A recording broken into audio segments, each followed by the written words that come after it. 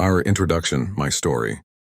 James Clear shares his personal journey of recovery from a severe baseball injury, emphasizing how small, consistent habits led to remarkable improvement. He introduces the concept of atomic habits, tiny changes that compound over time, like splitting an atom to release energy. The key message is that true behavior change starts with identity. Focus on becoming the type of person who embodies the desired habits, rather than just achieving outcomes. Habits are the compound interest of self-improvement. And systems, processes outperform goals for lasting results. Chapter 1, The Surprising Power of Atomic Habits. Clear illustrates the power of marginal gains using the British cycling team's transformation under Dave Brailsford, where small improvements, in everything from bike seats to hand-washing, led to Olympic dominance. Habits compound exponentially, but often remain invisible until a plateau of latent potential is crossed. Like an ice cube not melting until 32 degrees, focus on systems over goals to avoid pitfalls like survivorship, bias, and temporary motivation. You fall to the level of your systems, not rise to your goals. Chapter 2. How your habits shape your identity and vice versa. Habits shape identity through repeated actions. Every behavior is a vote for the person you want to become. Change occurs on 3 levels.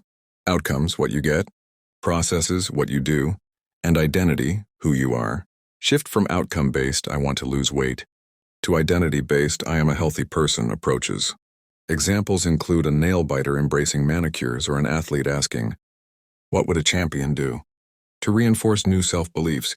Chapter 3. How to build better habits in 4 simple steps.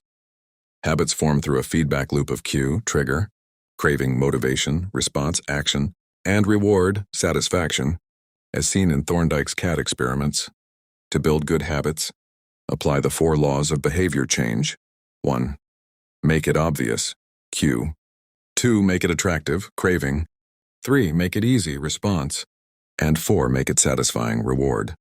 Invert these for breaking bad habits. Make it invisible, unattractive, difficult, and unsatisfying. Our Chapter 4, The Man Who Didn't Look Right. This chapter explores unconscious habits using a story of a doctor ignoring intuition about a patient. To gain control, make the unconscious conscious, as Carl Jung advised. Techniques like Japan's pointing and calling method, verbalizing actions to reduce errors by 85%, help. Clear suggests listing routines before leaving home to spot overlooked habits.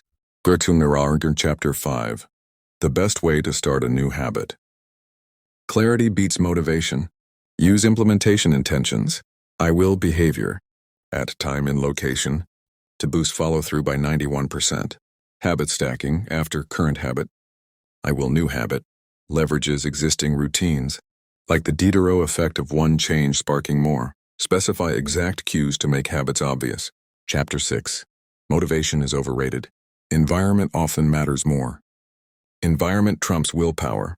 Rearrange it to cue desired behaviors, like placing fruit at eye level to increase consumption. Studies show visual cues, e.g., cafeteria water placement, drive choices. Create context-specific signals, such as a study lamp, and use new environments to break old habits. Chapter 7. The Secret to Self-Control. Self-control is easiest when temptations are invisible. The Vietnam heroin study shows environment changes dissolve addictions, 90% quit upon return. Reduce exposure to cues for bad habits, like avoiding triggers rather than relying on willpower. Chapter 8. How to make a habit irresistible. Dopamine spikes from anticipation, not just reward, making habits addictive, e.g. gambling. Use temptation bundling. Pair needed habits with wanted ones. After need, I will want. This leverages supernormal stimuli and Premack's principle to make virtues feel like vices. Chapter 9. The role of family and friends in shaping your habits. We imitate habits from close contacts, e.g., % higher obesity risk with an obese friend.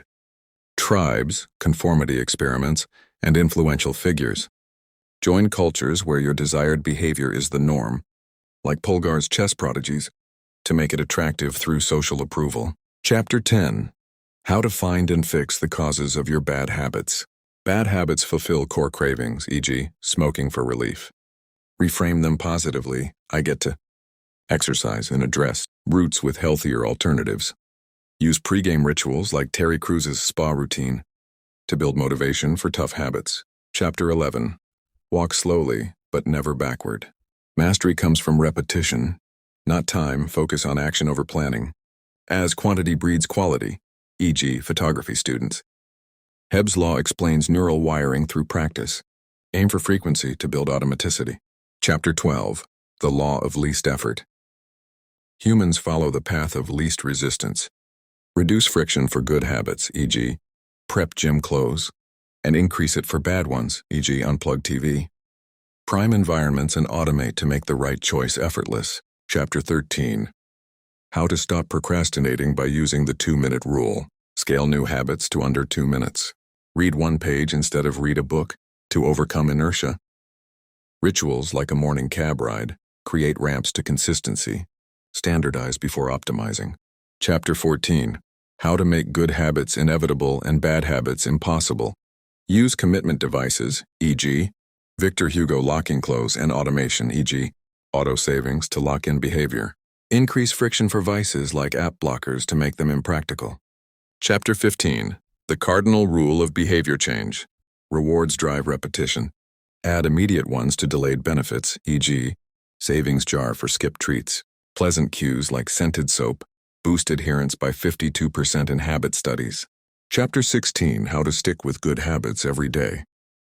Track habits visually, e.g. Seinfeld's chain, for satisfaction and cues.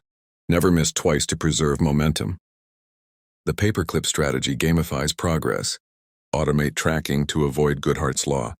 Chapter 17. How an accountability partner can change everything. Make failure painful with habit contracts and penalties, e.g. public shaming or fines. Social costs like Fisher's nuclear code idea ensure accountability outperforms solo efforts. Chapter 18. The truth about talent. When and how to say no. Genes set talent ceilings. Align habits with natural strengths, e.g. choose fields suiting your abilities. And explore broadly before specializing. Combine skills for unique edges, but deliberate practice is key. No one succeeds on talent alone. Chapter 19. The Goldilocks Rule. How to stay motivated in life and work. Peak motivation hits at the Goldilocks zone. Tasks 4% beyond current ability, inducing flow. Review progress regularly to adjust difficulty and sustain drive as habits automate. Chapter 20. The downside of creating good habits. Mastery requires ongoing deliberate practice beyond automation to avoid plateaus. Reflect weekly, keep identity flexible, keep your identity small, and integrate habits into a broader system for continuous improvement. Conclusion. The secret to results that last. Success is a process of endless refinement, not a finish line. Small habits compound like interest. Never stop improving as remarkable results emerge from persistence. The ultimate habit is consistent evolution.